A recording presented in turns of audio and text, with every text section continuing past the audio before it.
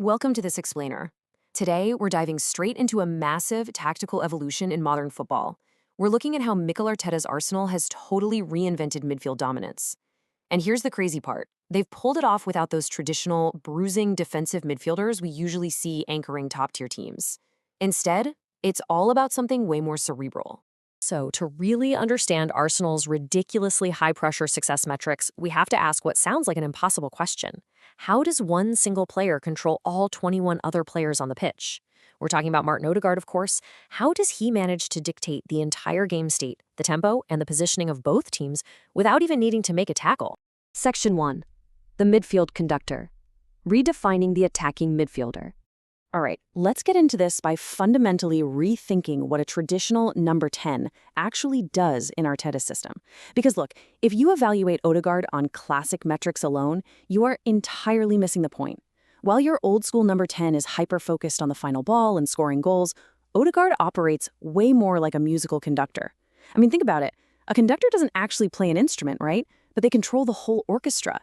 In this setup, Odegaard orchestrates his team's shape and movement entirely through his own proactive positioning. He's literally creating chances through spatial geometry way before the ball is even tasked. Section 2. Orchestrating the cover shadow. Proactive positioning versus defensive necessity. To really grasp how this conductor wields his baton, we've got to look at his main instrument. Notice the huge shift here, from just reacting to things to proactive control. A standard cover shadow, that's just a player standing between the ball and an opponent to block a pass. Standard defensive necessity stuff. But an orchestrated cover shadow, that is a whole different ballgame. Odegaard positions himself not just to block an option, but to aggressively dictate which passing lanes the opponent is even allowed to see. He's basically forcing them into predetermined traps that Arsenal has already set up. You can see how this divides the pitch into three distinct zones of control. You've got the deep defensive zone marshaled by Declan Rice, that's roughly 35 to 40 yards out, providing that essential physical cover. Way ahead of that, 15 to 25 yards out, is the pressing trigger zone for the forwards. But the real magic? That happens right in the middle band, the 25 to 35-yard area. This is Odegaard's conducting zone. He's the vital bridge. His exact positioning in that space is literally the signal that tells Rice when to step up from behind and tells the forwards when to unleash the hounds up top. Section 3. The cascading team effect. The real-time ripple on the pitch. Now, since football is so fluid, one player's movement has to shift the entire team in real time or the whole system just falls apart. So here is the cognitive sequence Odegaard runs through. And get this, it all happens before the opponent even receives the ball. Instead of just reacting to a pass, Odegaard runs his continuous prediction chain in his head. He scans the field, identifies the opponent's likely next action, and pre-positions himself. By doing this, he's blowing up passing sequences before the crucial final ball is even a thought in the opponent's mind. It's like he's playing chess while everyone else is playing checkers.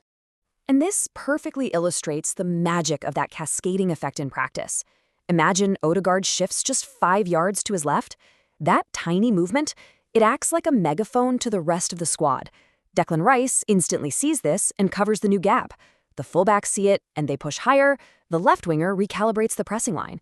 Instantly, in perfect unison, a mere 5-yard shift by one guy completely suffocates the space for the opponent's right winger. It goes even deeper. Take a look at how his vertical depth acts as a team-wide tempo dial. If he drops very deep, around 40 yards, he's basically saying expect a long ball, settling Arsenal into a defensive pass-first shape. But if he pushes way up to 20 yards out, that's a hunting signal. Press triggers are active. Without even touching the ball, he forces opponents into uncomfortably fast panic decisions or bogs them down into a slow rhythm, just based on where he decides to stand. Honestly, next time you watch Arsenal, try taking your eyes off the ball and just watch Odegaard's depth. You'll literally see him dictating the speed of the game. Section 4. Clashing tactical philosophies. System versus system heavyweights. So, the big question is, how does this unique orchestration stack up against other heavyweight tactical systems? Take Real Madrid, for example. Their system is this beautiful two-layer reactive approach. You have a maestro like Luka Modric reading the game from deep, while a powerhouse like Jude Bellingham executes the physical demands higher up. It's brilliant, but it's distributed. Arsenal, on the other hand, relies on a single centralized conductor. Odegaard reads the game and signals the entire team's shape all at once. These predetermined reads often beat out elite reactive defending, simply because Arsenal is already standing exactly where the ball is supposed to go. And the contrast is just as stark when we compare this to Pep Guardiola's Manchester City. City leans heavily on Rodri, who totally dominates central spaces through pure physical and spatial presence to block options. Compare that to Arsenal, where the philosophy relies on one incredibly intelligent player organizing the geometry of the entire squad. One player dominates space physically for City, one player organizes the space collectively for Arsenal.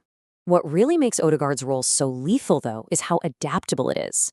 Whether Arsenal needs to suffocate a Barcelona-style possession-heavy team by blocking circulation zones, or bypass a high press like Man City's by pre-positioning in early receiving areas, or even stretch a stubborn low block by drifting into the half spaces, this orchestrated cover shadow adapts flawlessly. It is constantly dictating what the opponent does, no matter what style they're trying to play. Section 5, the future of midfielders, the data and the new archetype.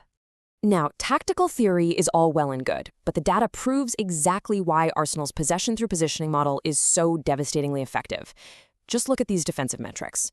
Arsenal boasts a massive 34% counter-press recovery rate within just 3 seconds of losing the ball. The Premier League average? A measly 26%. And why is it so high? Because, as we've seen, Arsenal's shape is already pre-positioned by Odegaard before the press even starts. When they lose the ball, they aren't frantically scrambling to counter-press. They are already structurally locked in. If we zero in on Odegaard's individual output, it gets even crazier. His personal pressure success rate sits somewhere between 48 and 52%. He absolutely dwarfs the league average for a traditional number 10, which hovers down around 36 to 40%. The guy is executing defensive actions at a rate you'd expect from a gritty holding midfielder, except he's doing it all while operating in the opponent's half. And here is the absolute master stat. Odegaard's individual dominance and team orchestration translate to a staggering 70% plus pressure success rate for the team overall. It definitively proves that true game control comes from positional superiority, not just hoarding possession for the sake of it. If you control the space, you control the game. Period. Of course, no system is totally invincible. We have to be realistic here. Arsenal can struggle if an opponent completely abandons short passing and just launches ultra-direct long balls, entirely bypassing Odegaard's midfield web. They can also run into serious trouble if an opponent deploys their own elite orchestrating number 8, someone like Rodri or Vinicius, who can read and break the setup from deep. Or, if a team just floods the midfields to gain sheer numerical superiority, forcing Arsenal into a really compressed, narrow shape. But ultimately, what this explainer really highlights is that Martin Odegaard represents a brand new archetype in world football, the orchestrating midfielder. Think about it. He isn't purely an attacker, even though he scores. He isn't a defensive mid, even though he breaks up play all day long. And he's definitely not a standard box-to-box engine. He is a player whose sole positioning literally dictates the reality for 10 of his teammates and 11 opponents at the exact same time. It all boils down to this quote right here. Arsenal's secret isn't just about raw athleticism, and it's not about relying on lucky moments of individual brilliance.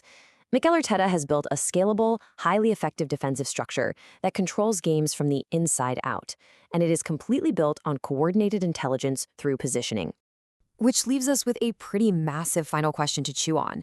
As tactics keep evolving and opposing managers frantically try to crack Arsenal's geometric code, is the traditional free-roaming number 10 gone forever?